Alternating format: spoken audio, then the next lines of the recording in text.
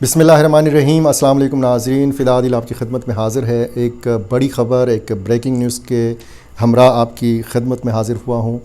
खैबर ज़िले में जो पेशावर के साथ मुत्तसिल है एक ऑपरेशन हुआ है। यहाँ पे बताया गया है counter terrorism department Khyber Pakhtunkhwa की जानिब से कि दाइश खुरासान के 3 अरकान को मारा गया है। एक ऑपरेशन, एक बड़ा ऑपरेशन, और ये जो मारे गए लोग हैं, ये बताया गया है कि इनमें से एक मास्टर माइंड था उस हमले का, कि जब यहाँ पर जमीयत उलमा इस्लाम का एक बड़ा इज्तिमा हो रहा था पेशावर में, तो चमकनी के इलाके में एक ख़ुदकुश हमला हुआ था जिसमें 2 पुलिस एहलकार शहीद हुए थे, और उस हमले की ज़िम्मेदारी दाइश खुरासान ने कबूल की थी।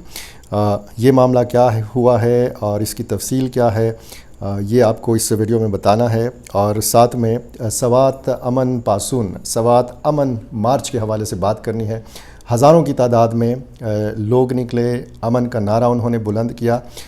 इस किस्म के जो अमन मार्च हैं, जो अमन पासून हैं, इनका मकसद क्या है? क्या वो मकसद हासिल किया जा सकता है कि जिसके लिए इतने ज़्यादा लोग मौजूदा हालात में सड़क पर आकर इतना बड़ा इज्तिमा मुनक्किद कर लेते हैं, और उसके बाद फिर सूरत हाल क्या होती है, इन मामलात के हवाले से बात करनी है। जहाँ जहाँ पे अमन पासून हुए हैं, जहाँ जहाँ पे अमन मार्च हुए हैं, वहाँ के नताइज क्या बरामद हुए हैं, वहाँ पे क्या बेहतरी आई है। बन्नू की मिसाल आपके सामने है, उस पर बात करनी है।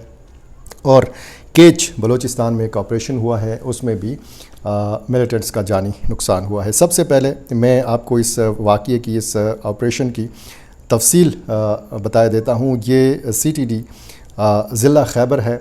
इसको बताया गया है कि खुफिया इत्तला मिली के लोकल कमांडर्स जो हैं, फ़ज़ल नूर बताया गया है नाम, और ये बताया गया है कि दीगर 2 साथियों के हमरा बमकाम लाला चीना 2 सार के अली मस्जिद, मशहूर जगह है ज़िला खैबर में। जब आप जाते हैं पेशावर से लंडी कोतल की तरफ, तोरखम बार्डर की तरफ, तो रास्ते में ये मकाम आता है।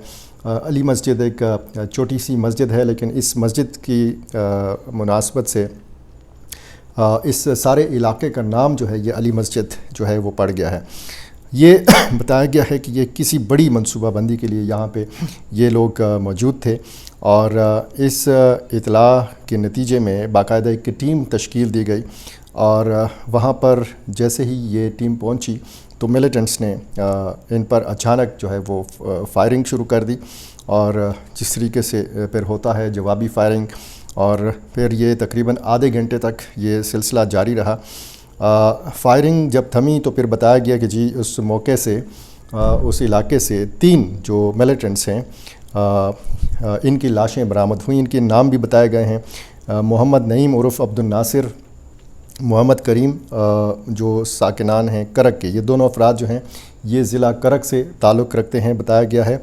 और एक बंदा जो है ये बताया गया है कि उसका नाम था नूर नबी सकना निंगरहार, अफ़गानिस्तान से इसका ताल्लुक़ बताया गया है। इनके कब्ज़े से 3 SMGs, 12 मैगज़ीन और गोलियां और बाकी जो बारूदी मवाद है ये बरामद हुआ है। ये जो कमांडर दाइश के हैं फ़ज़ल नूर, ये बताया गया है कि दीगर साथियों समेत रात की तारीकी का फ़ायदा उठाकर वहाँ से फ़रार हो गया है। ये जो बताया गए हैं 3 नाम, ये बताया गया है कि ये उस ख़ुदकुश हमले के मास्टर माइंड थे जो चमकनी के इलाके में हुआ। टारगेट था मौलाना फ़ज़ल रहमान या उनका इज्तिमा। ये बिल्कुल पेशावर में उस इलाके के बिल्कुल करीब ये ख़ुदकुश हमला हुआ था, जब यहाँ पर एक बड़ा इज्तिमा रिंग रोड के ऊपर मौलाना फ़ज़ल रहमान जमीयत उलमा इस्लाम का होना था। और इससे पहले भी आपको पता है कि दाइश खुरासान ने जमीयत उलमा इस्लाम के एक वर्कर्स कन्वेंशन को बाजोड़ में निशाना बनाया था, जिसमें 80 के लगभग लोग जमीयत उलमा इस्लाम के कारकुन जो हैं ये शहीद हुए थे। तो एक बड़ी कार्रवाई और इसकी तफसील आई है रात के इस पहर, इसलिए ये वीडियो बनाना ज़रूरी था कि फ़ौरी तौर पर आपको ये बताया जा सके कि जी खैबर में क्या हुआ है, और इसकी तफसील भी फिर लोग जानना चाहते हैं। الیکٹرانک میڈیا میں آپ کو پتہ ہے کہ بہت ساری تفصیل نہیں بتائی جاتی، اور خصوصاً جب خیبر پختونخوا میں یا بلوچستان میں ایسے واقعات ہوں تو پھر ایسے واقعات کو زیادہ لفٹ نہیں کرائی جاتی۔ ایسے واقعات کراچی میں ہوں، لاہور، اسلام آباد، راولپنڈی، بڑے شہروں میں ہوں تو پھر بہت بڑھا چڑھا کر بھی ان کو پیش کیا جاتا ہے۔ خیبر پختونخوا میں اور بلوچستان میں غالباً ایسا کوئی گھنٹہ نہیں گزرتا کہ جب کوئی اس قسم کا واقعہ نہ ہو رہا ہو، یا کہیں نہ کہیں آپریشن ہو رہا ہوتا ہے یا کہیں نہ کہیں حملہ ہو رہا ہوتا ہے۔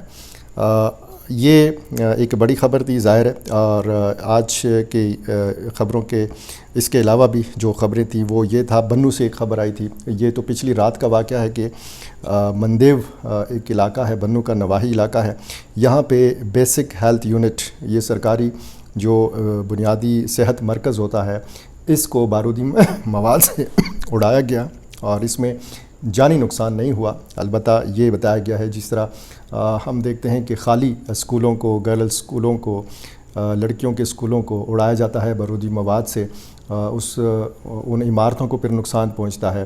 تو اب یہ ایک نیا سلسلہ ہم دیکھتے ہیں کہ یہ نہیں دیکھا جاتا کہ جی یہ درسگاہ ہے یا یہ علاج گاہ ہے، یا بس صرف یہ دیکھا جاتا ہے کہ جی سرکاری بلڈنگ ہے اور اس کو پھر اڑایا جاتا ہے۔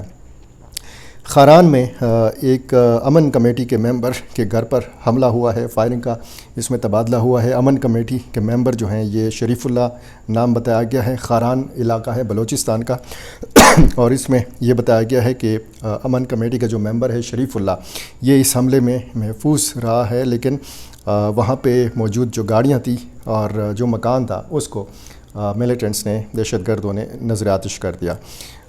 ساتھ میں 4 جو دہشت گرد ہیں ان کو ہلاک کیا گیا ہے۔ کیچ کی تحصیل دشت کے گاؤں کھڈان میں یہ بتایا گیا ہے کہ سیکورٹی فورسز نے انٹیلیجنس بیسڈ آپریشن کر کے 4 ملیٹنٹس کو مارا ہے، اور ان کے قبضے سے بھی بھاری ہتھیار جو ہیں اور گولہ بارود یہ برآمد ہوا ہے۔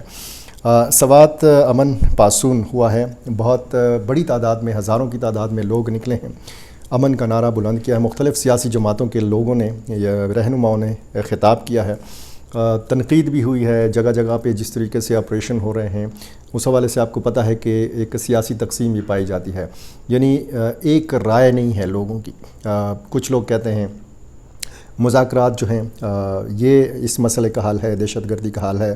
کچھ لوگ کہتے ہیں کہ یہ ٹھیک ٹاک فل سکیل آپریشن ہونا چاہیے۔